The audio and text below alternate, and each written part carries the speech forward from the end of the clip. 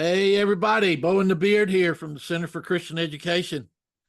Glad you could join me again with my friend Ruben Swint. We are talking about loving the stewardship season, and we are framing that around the hunt for green October. Now, here's my visual. I've got a long submarine, and the windows in the submarine are the giving units. So each time we reach a plateau, we're going to color in one of those windows and hope to get all the windows of the submarine colored in. That's for free. It didn't cost you anything. Go back to video one and watch it, and you'll see what we're talking about. Today, we continue on this hunt for the Green October. And Ruben Swint, the generosity guy, welcome back. Thank you, Bo. It's good to be back and continue this conversation. I'm excited about what you have for us today. You're not only challenging us to look at generosity and look at sort of a whole picture, but today you're going to really unpack that and help us implement it, not just talk about doing it, but you're really going to give us a path to help us figure out where we want to go. So let's jump in. You begin this conversation by outlining the giving path. So what does the giving path have to do with this hunt for Green October? Well, I think the giving path is another perspective we can bring that helps us love the stewardship season. A lot of stewardship language through the past decades, really, since the 50s, has held the tithe up as the best place to be in terms of your giving. That's the top mark, and you could go beyond it if you wanted to, but the appeal was always to develop tithers. Now, that's not as easy to do nowadays.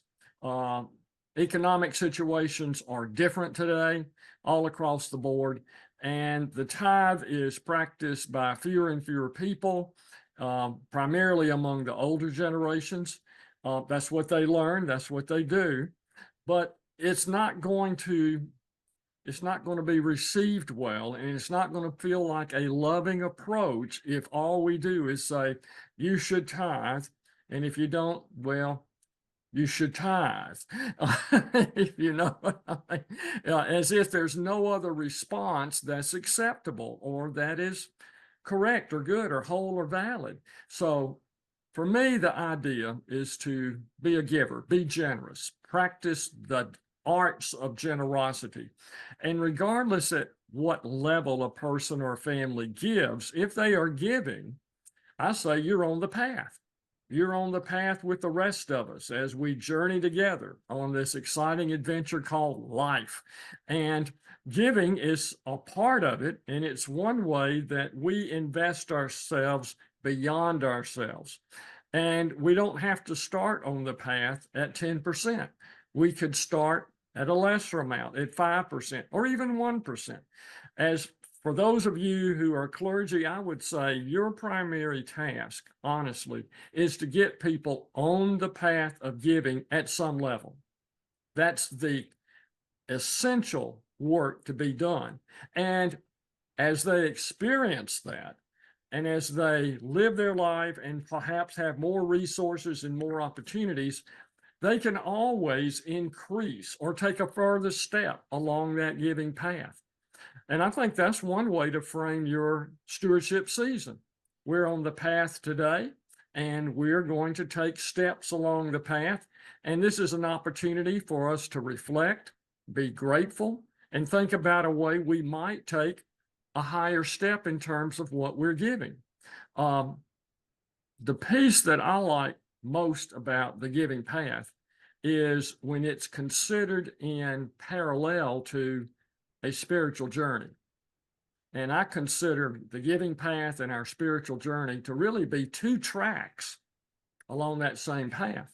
And as we develop a more spiritual awareness of life and our opportunities and gratefulness to God, we perhaps are motivated to want to do more in terms of generosity and giving ourselves. As we give more, maybe that opens a door for us and creates one of those thin moments in time where the Spirit feels closer to us than it does other times.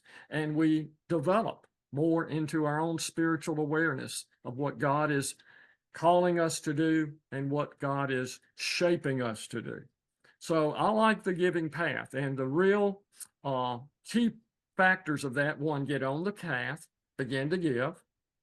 Number two, this may sound a little odd, but number two, plan what you're going to give for a season. Just as importantly as getting on the path is developing a plan for being on the path and staying on the path.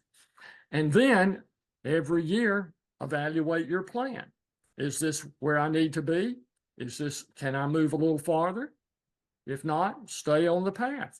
And if I can move a little farther, you don't have to jump from 3% to 10%. You can jump from 3 to 4% of your income and commit that to God's work through your congregation. At some point, you may do this for a number of years, and you're real close to giving a tithe. I'm not encouraging the tithe as the only point at which you are a blessing to people through your giving. I'm just saying it's out there. It's a possibility. Some people do it. I do it. And I get blessed by doing that. Not in terms of getting more, but knowing that I'm doing more and that I'm fitting into a tradition that has served God's kingdom very well through the centuries. And there's even the opportunity for some of us really blessed folks to give beyond the tithe. The tithe isn't a place where I'm going to sit on this bench for a while. I'm glad I made it here. And I'm going to encourage folks to come over and just sit right down here beside me. No, if you have more, you can give more. Yes.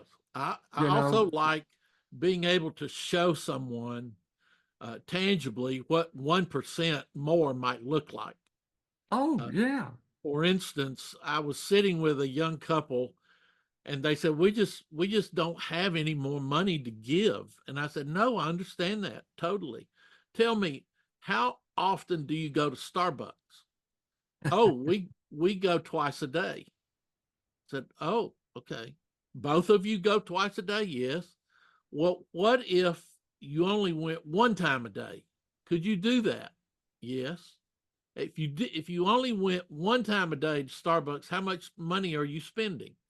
They said, well, it's about $5 a cup of coffee.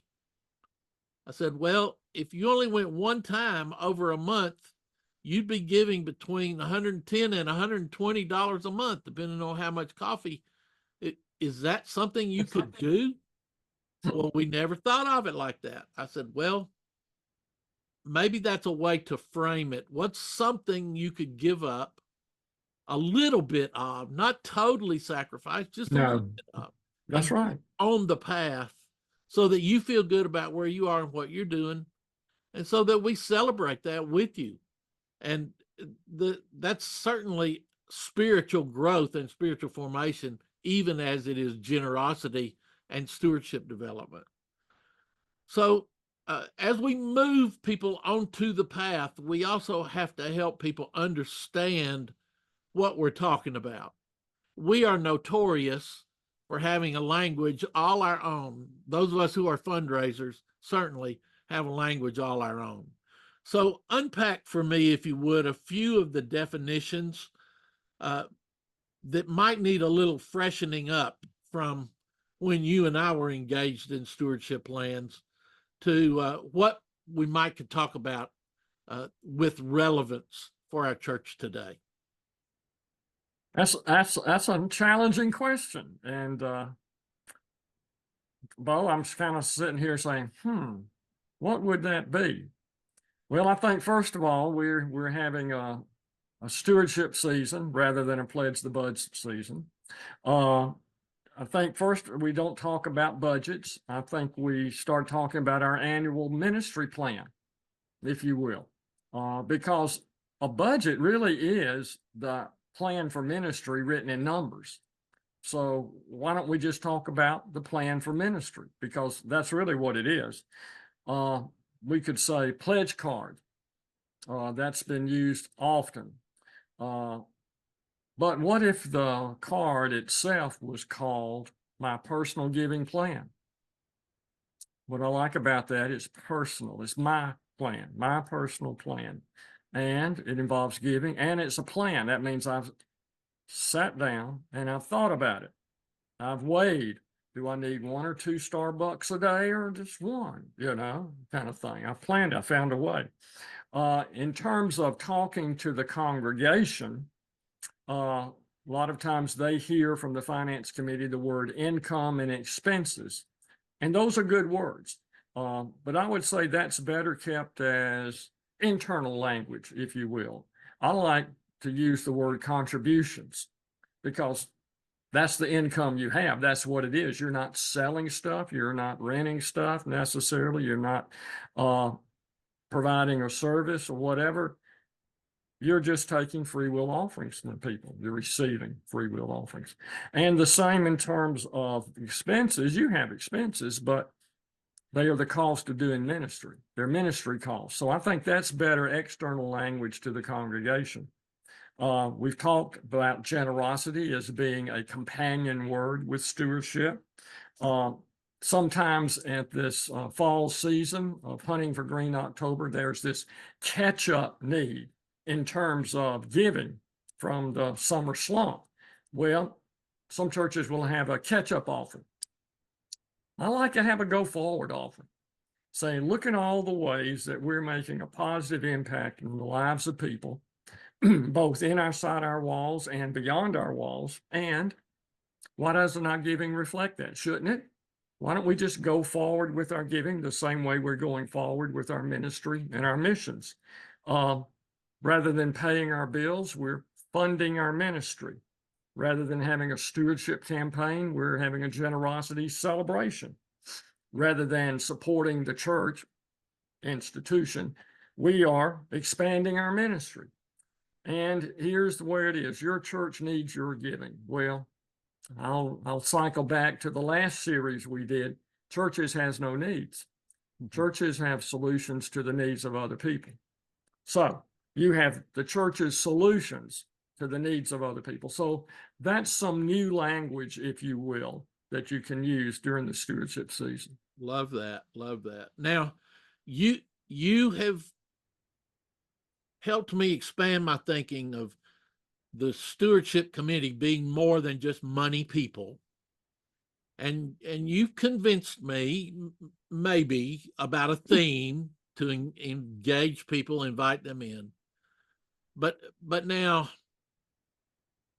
it's the 21st century, Ruben. Do I really need a pledge card? Do I need to have a card that I'm going to fill out my giving plan or whatever you call it? But you're still asking me to sign on a card or sign somehow. What's your thinking about the pledge card? Well, do we still need people to apply for membership in our churches? Do we still want people to say, I will agree to the requirements of this church in terms of membership? And I just think there's so many things that we have made convenient in society that we tend to think about well, how can we make this similarly convenient in church? Do we really need a card? Or if we need a card, do we really need a card with someone's name on it? So there's two things that come to mind, both very practical. One, the finance committee ultimately will make decisions about managing what I call the annual ministry plan, based on what they think the annual support's going to be. So the card actually helps the finance committee do their task of stewardship, which is managing the financial assets of the church. And secondly, the card helps the member remember what they thought their plan was at a certain point in time and what they said they would do. Now, I've worked with churches who didn't want a card. They just wanted to, we're just going to trust the Spirit, which is always good. and we're going to just put on the appeal and people will respond. And they did, in terms of giving. But it was 2 or 3 months there in the beginning of the next year that the finance committee just really don't know if we can authorize that extra expenditure yet until we see what the actual giving is going to be, because they had no early indication of what it would be. And secondly, about the 5th or 6th month, members started calling the church office and said, I can't remember what I put on my card, what I put on my card for me. You know what I mean? Our memories are not that good. So I think the card serves 2 purposes. One, for the administration, doing everything in good order, but it also serves as a reminder to the person who turns in the card. Now, at the end of the year, or maybe quarterly, people get a contribution statement. They know what their giving is going to be. But I have found the card is helpful both from an institutional management standpoint and from a personal standpoint. Now, the question gets to be, what do you call the card? Do you call it a pledge card? Do you call it a commitment card? We've gone through a season, a couple of decades of calling it an estimate of giving card, so people wouldn't feel as bound by their plan to give, even though every other enterprise that they engage with asks them to sign and make a pledge to pay a certain amount of money, like mortgages and car loans and retail purchases and credit card and all that. Forget that. So I think what we call it is either a giving card or my personal plan for giving. That's what it is. And this is what, under God's leadership and grateful for our blessings, we intend to give and how we will give it for the next year. But if you just leave it there, I think you're missing an opportunity. So I would include some other things on the card. I would add a little checkbox for each of these items. This amount represents growth in giving for me. Because I think if people see that and they have an opportunity to think about it, does this represent growth in giving? Well, if it doesn't, maybe they will rethink what they were going to put on the card to start with. 2, I feel more connected to other members as virtue of going through this loving stewardship season. Number 3, I have a prayer request and space to write that in. 4, I would like more information on giving stock. Cash is not the only asset we can give. And then finally, I would like information on bequest giving. So there's an opportunity to kind of maybe inject a little whole life stewardship, whole life planning there using the card. So I once worked with a church. I was called to come and have a sit down with them. And I got there and there were several other people there from financial honchos, people who really knew the financial world, people of very great wealth.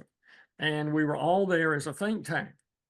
And the reason we were there is the pastor and staff had said, every year we do the same thing and it's stewardship, and I'm not really excited about that. So why don't we have an uncampaign, UN-campaign, like the Uncola. Who was the Uncola? 7-Up, right? So they had an Uncola campaign. They call it the Uncampaign.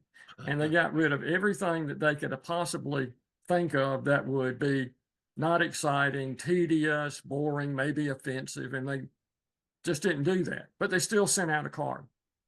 They had the worst campaign they'd ever had in their life. So we were all there to kind of help them fix that.